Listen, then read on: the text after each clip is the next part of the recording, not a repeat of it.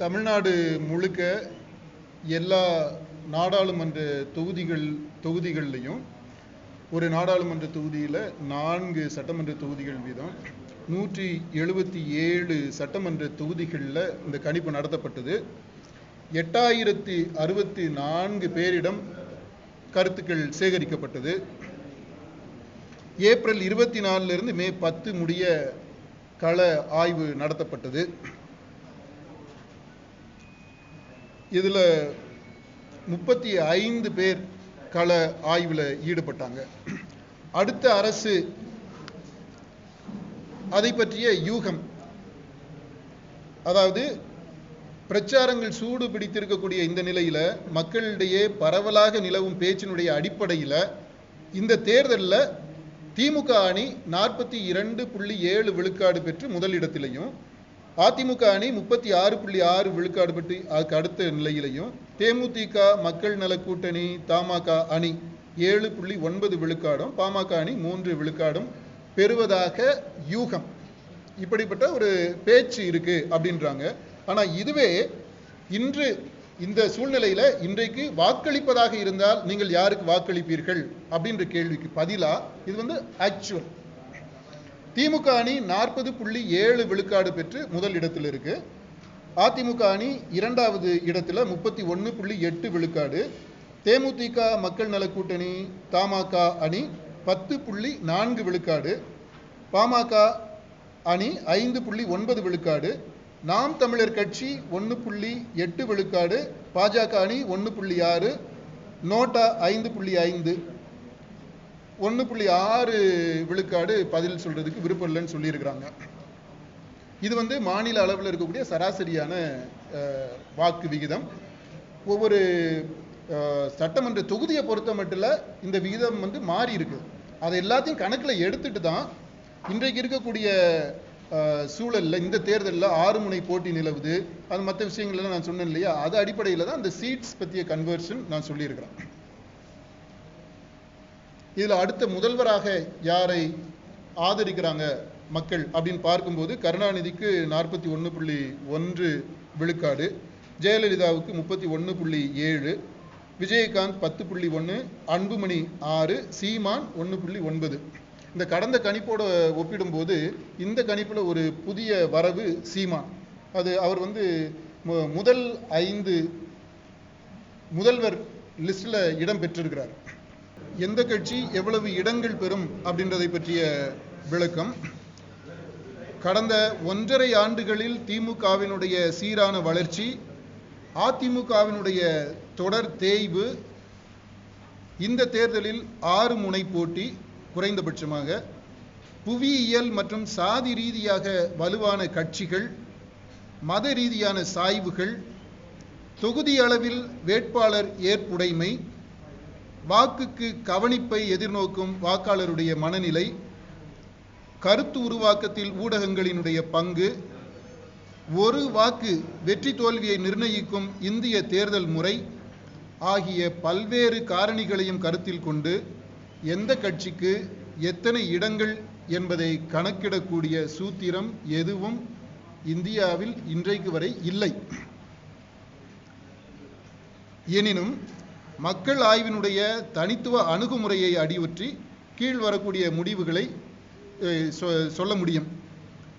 திமுக அதிமுகவிற்கான இடைவெளி தற்போது இருக்கக்கூடிய இடத்திலேயே உறைந்து விட்டால், ஃப்ரீஸ் ஆயிடுச்சுன்னா, தேர்தல் அன்று வரைக்கும் ஃப்ரீஸ் ஆயிருந்தா திமுக 118 முதல் 120 இடங்கள், காங்கிரஸ் 8 10 இடங்கள், அதிமுக அணி 94 96 இடங்கள், தேமுதிக மக்கள் நல கூட்டணி தமாக 6 8 இடங்கள், பாமக 5 7 இடங்கள், பாஜக 1 3 இடங்கள், பிற கட்சிகள் அணிகள் 2 4 இடங்கள். ஆனால் இதை விட இந்த திமுக அதிமுகவிற்கு இடையில் இருக்கக்கூடிய அந்த இடைவெளி, இப்போ இருக்கக்கூடிய அந்த வேகம் இருக்கு, மொமெண்டம், அந்த மொமெண்டம் தொடர்ந்து கண்டினியூ ஆகுது. தொடரக்கூடிய நிலையில் இந்த விகிதாச்சாரம் மாறுபடுது, கணிசமாக மாறுபடும். ஆனால் இதுதான் ஆக்சுவல் ப்ராபபிலிட்டி. திமுக 140 வரை, காங்கிரஸ் 15, அதிமுக 65. இதுதான், அதாவது இப்போ இருக்க நம்ம லாங்கிடியூடினல் ட்ரெண்ட் பார்த்தோம் இல்லையா, அந்த ட்ரெண்டு அதே வேகத்தில் தொடருது மே 16 வரைக்கும், வாக்களிக்கிற அன்றைக்கு வரைக்கும். அப்படின்ற பட்சத்தில் இதுதான் முடிவாக அமையும். திமுக 140, காங்கிரஸ் 15, அதிமுக 65. ஆனால் இந்த விகிதாச்சாரம் மாறுவதற்கும் நமது தேர்தல் முறையில் இடம் இருக்கிறது. கள ஆய்வின் போது வாக்காளர்கள் நம்மிடம் பகிர்ந்து கொண்டவை, தேர்தல் களத்தில் நாங்கள் நுணுகி நோக்கியவை, தேர்தல் ஆணையத்தினுடைய செயல்பாடு, அந்த செயல்பாடு எப்படி அப்படின்றது அடுத்த பாயிண்டில் வருது. இந்த இதெல்லாத்தையும் முன்வைத்து ஆகியவற்றை ஒட்டுமொத்தமாக பார்க்கையில் வாக்குக்கு கவனிப்பை எதிர்நோக்கும் வாக்காளர்களுடைய மனநிலை, இது பரவலாக இருக்கக்கூடிய ஒரு அம்சம். 6 முனை போட்டிச் சூழலில் ஒரு சில கட்சிகள் அல்லது வேட்பாளர்கள் தமது வாக்குகளை வேறொரு கட்சிக்கு அளிப்பதற்கு உடன்படுதல் ஆகிய இந்த 2 அம்சங்களும் கடைசி நேர மாறுதலை தீர்மானிக்கக்கூடிய காரணிகளாக இருக்கு. அப்படிப்பட்ட ஒரு சூழல்ல அதிமுக 115 இடங்கள் வரையிலும், திமுக 105 இடங்கள் வரையிலும் பெறக்கூடும். ஆட்சி அமைப்பது பிற கட்சிகளுடைய ஆதரவை பொறுத்து அமையும். கடைசியாக இந்த தேர்தல் ஆணையத்தினுடைய செயல்பாடு கடந்த தேர்தல்களில் இல்லாத அளவுக்கு வாக்களிப்பது குறித்த விழிப்புணர்வு பரப்புரையில் தேர்தல் ஆணையம் ஈடுபட்டிருப்பதை ஆங்காங்கே பாராட்டும் குரல்களை கேட்க முடிகிறது. ஆனால் ஒட்டுமொத்தமாக தேர்தல் ஆணையத்தினுடைய செயல்பாடுகளுக்கு பாராட்டை விட கண்டனம் அதிகமாக வெளிப்படுகிறது. தேர்தல் ஆணையத்தினுடைய செயல்பாடு மிக நன்று 7.1, நன்று 15.9, சராசரி ஆவரேஜ் சோசோ 14.7, மோசம் 31.8, மிக மோசம் 27.3. இதுதான் இந்த தேர்தல் ஆணையத்தினுடைய செயல்பாடுகளை பற்றிய கணிப்பு.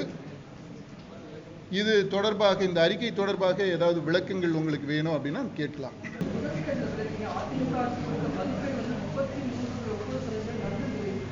ஆமா,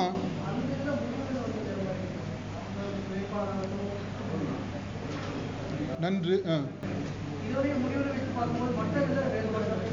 ஆமா, நல்லா இருக்கு அப்படின்னு சொல்றதுனால அது ஓட்டா மாறணுன்ற அவசியம் இல்லை. அதான் அதுக்கு கீழே விளக்கம் சொல்லியிருக்கேன் பாருங்க. ஜனவரி கணிப்போட ஒப்பிடும்போது இப்போ கொஞ்சம் பரவாயில்லாம இருக்கு பெர்ஃபார்மன்ஸ், அப்படி மக்கள் பார்க்குறாங்க. அதுக்கு என்ன காரணம் அப்படிங்கும்போது, இந்த ஆட்சி இந்த கடந்த 1-2 மாதங்களில், ஜனவரிக்கு அப்புறம் இப்போ உள்ள டயத்தில் மக்களை சமாதானம் செய்வதில் அதிமுக அரசு ஓரளவிற்கு முன்னேற்றம் கண்டுள்ளது. ஆனா இந்த முன்னேற்றம் வாக்காக மாறுமா அப்படின்றது அடுத்து வரக்கூடிய இதில் நம்ம பார்க்கும்போது தெரியுது இல்லையா.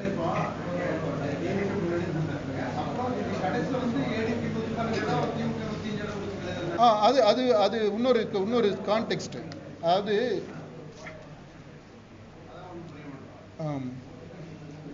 அதாவது அது புள்ளியியல் அடிப்படையில் நம்ம சொல்றோம். இது வந்து என்ன,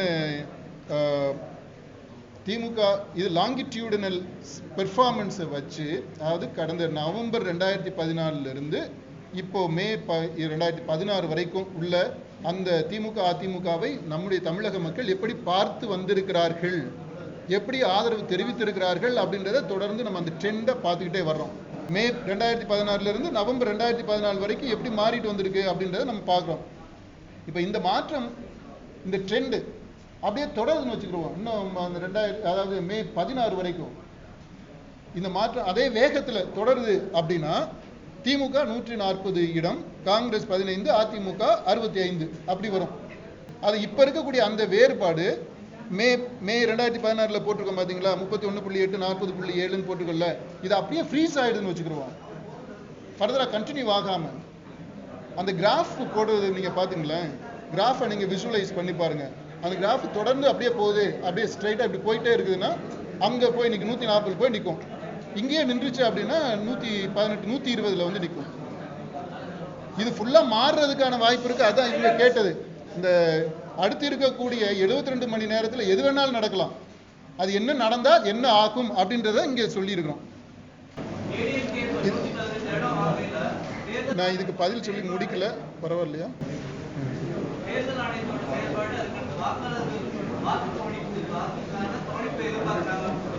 ஆமா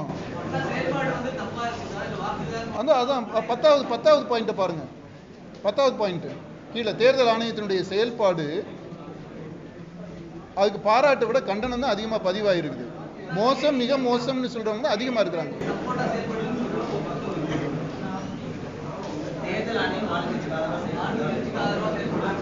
ஆப்வியஸ்லி அது ஒரு பரவலான கருத்தா இருக்கு. ஆனா அதனால தேர்தல் ஆணையத்தினுடைய செயல்பாடு மோசம்னு சொல்லல, நிறைய கெடுபிடிகள். ஆக்சுவலாக நாங்களே எங்களுக்கு நேர்ந்த விஷயங்களவே கூட வீடியோ பைட்ஸாகவே எடுத்துருக்குறோம். அதெல்லாம் காட்டுறதுக்கு இங்கே வசதி இல்லாதனால விட்டுட்டோம். அவ்வளவு சில இடங்கள்ல ரொம்ப பொறுப்பு இல்லாமல் பப்ளிக்கை வந்து கேஷுவலாக ட்ரீட் பண்ணுறது சில பேர், நாட் எவ்ரிவேர், சில பேர்லாம் ரொம்ப நல்லா பண்ணாங்க, பட் சம் அது மாதிரி எல்லாம் நடந்துகிட்டு இருக்கு. அப்புறம் தமிழ் தெரிஞ்சிருக்குன்னு அவசியம் இல்லை. ஆனால் அங்கே வரக்கூடிய அந்த மிலிட்டரி, பாராமிலிட்டரி ஃபோர்ஸஸ் அவங்க இருந்துக்கிட்டு உங்களுக்கு ஹிந்தி தெரியுமா அப்படின்னு நம்மகிட்ட கேட்குறாங்க. ஸோ அந்த மாதிரியான அஃபெண்டிங், வூண்டிங் விஷயங்கள் எல்லாமே கூட தேர்தல் ஆணையத்தினுடைய செயல்பாடுகளில் இருக்கு.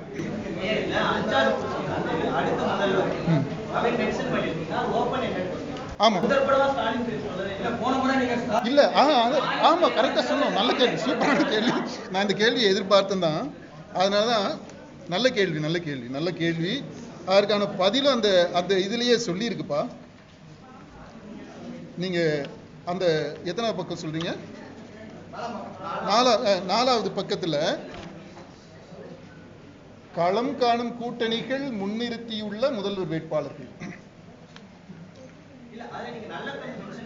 இல்ல அதான்ப்பா, அதாவது இல்ல அப்படின்னா மோரல்லெஸ் தேவ் கம் டு இல்ல மோரல்லெஸ் தேவ் கம் டு கன்சென்சஸ். இந்த திமுகவை பொறுத்த மட்டும் இல்ல, இது ஸ்டாலின் இல்ல, கருணாநிதி. ஆமா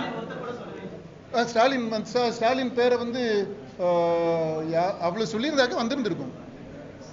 இதுல இல்லப்பா, இதுல என்ன பண்ணிருக்கோம் அப்படின்னா, இதுல ஹைலைட் பண்ணிருக்கிறது டிஃபரெண்டா இருக்கு பாத்தீங்களா. அதாவது அந்த ஓப்பன் எண்டட் கொஸ்டினா, அதனால எல்லா பதிலுமே வந்திருக்கு.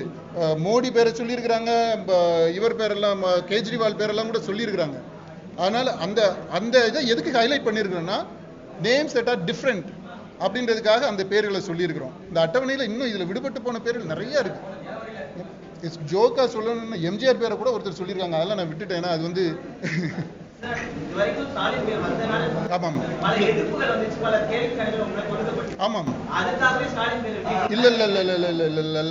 நல்ல கேள்விதான் கேக்குறீங்க. ஆனா அதுக்காக விடல. ஏன்னா இந்த தேர்தலில் கட்சிகள் முன்னிறுத்திருக்கிற வேட்பாளர்கள், முதல் வேட்பாளர்கள் அவங்கள மட்டும் நம்ம எடுத்துக்கிட்டு இந்த இதை சொல்லி இருக்கிறோம். ஓப்பனா விட்டுட்டோம்னு வச்சுங்களேன், அதாவது யார வேணாலும் சொல்லலாம் அப்படின்னு அந்த முதல்வர் இல்ல, ஓப்பன் எண்டட். ஆனா கட்சிகள் முன்னிறுத்தி இருக்கக்கூடிய முதல்வர் வேட்பாளர்னு நம்ம சொல்லிட்டோம்.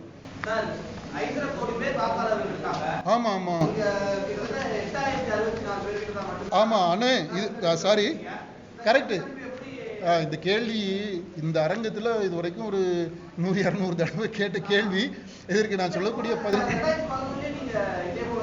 ஆமா 2011 கொடுத்தது. அந்த முடிவு என்ன ஆச்சுன்றது பாக்குறீங்களா? இந்த புத்தகத்தில் இருக்கு. அந்த சாம்பிள் எவ்வளவுன்னு பாக்குறீங்களா? 2011 என்ன சாம்பிள், அதன் முடிவு என்னவாச்சு அப்படின்றத நீங்க பாருங்க.